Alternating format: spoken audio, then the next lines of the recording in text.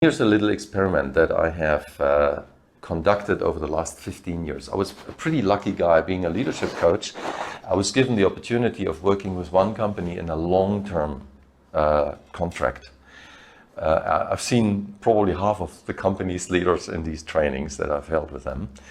And they're all international groups of some 15, 16 people. And we've done in these leadership trainings, what we've done in module 2, after the 4 days of being together, they had already been friends. They had already developed quite some trust and openness between each other, helping each other, learning from each other in these leadership classes. And then we did this experiment with 35 groups. 35 groups over 15 years.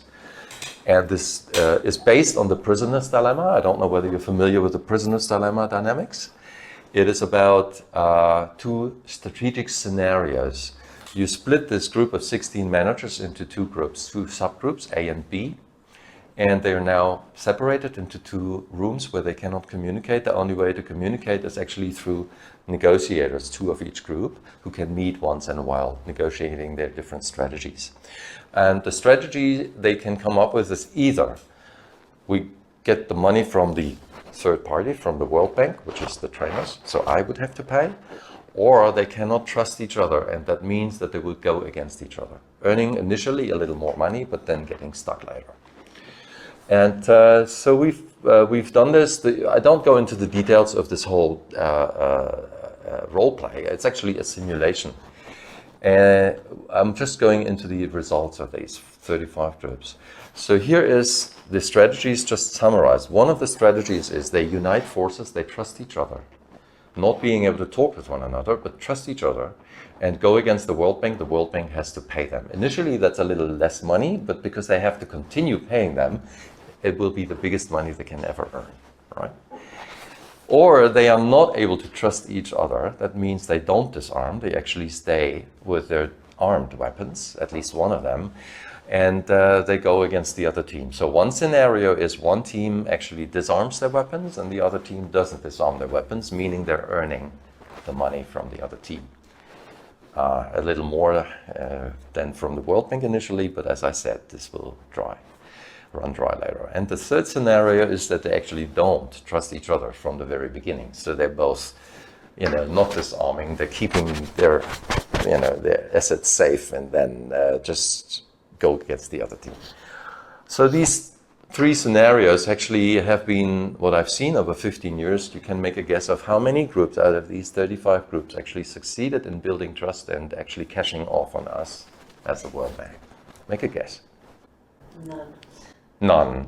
Maybe one. Maybe one. None, maybe one. Nitin, you got a guess?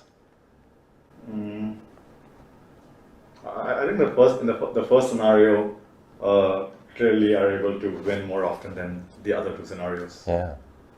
I don't know how many number, but I think way more than the next 2 scenarios. So you would be believing that the one scenario cashing off on the trainers would be the majority of the classes. Yeah, it's like when they both trust each other and when they go collectively to the World Bank, I think they all win. And I think that scenario wins a lot. Yeah, that's very logical. It would be, the desirable and the goal for every smart person. Yeah. The thing is that it's not one person, it's people in groups together. Right. And the drawback is they cannot talk directly. The rational output. The rational output. You have to understand why rational people making irrational decisions. Yeah. Let's have a look at the true result. There was one team that managed to fully trust each other and continue getting the World Bank cashing off on the World Bank. 2 teams had initial trust, so they once cashed off on the World Bank, but in the second and third round, they went against each other, right? First, one team won the money from the other, and then, of course, they get stuck and nobody wins anything from anybody anymore. So you play, but nothing gets paid anymore. People are really frustrated. So the third scenario is probably what we're experiencing in many countries today. We're stuck, right? Nobody trusting the other side, and everybody's just protecting, defensive, and so forth. Anyway, this is the statistics that I've seen with people who actually like each other, who trust each other. These teams are really friendly and really working together trustfully. right? So they really have a positive atmosphere in their groups. It's the mere fact that we're taking them apart in 2 rooms where they can't talk. And maybe also because this is a little bit of a laboratory situation where people want to play a little bit. You know, this is not real life. So let's see what happens if we go against the other guys. So we do have this distortion in it. But still, many of the groups really tried hard to make it right from the very beginning, and they didn't succeed. So can I ask a question? Yes. Was there anything learned from the one team where they actually managed to build trust? Did they look at why that happened? No, they didn't. That's the interesting thing, Katie. That's the interesting thing. We had much richer discussions with all the other teams.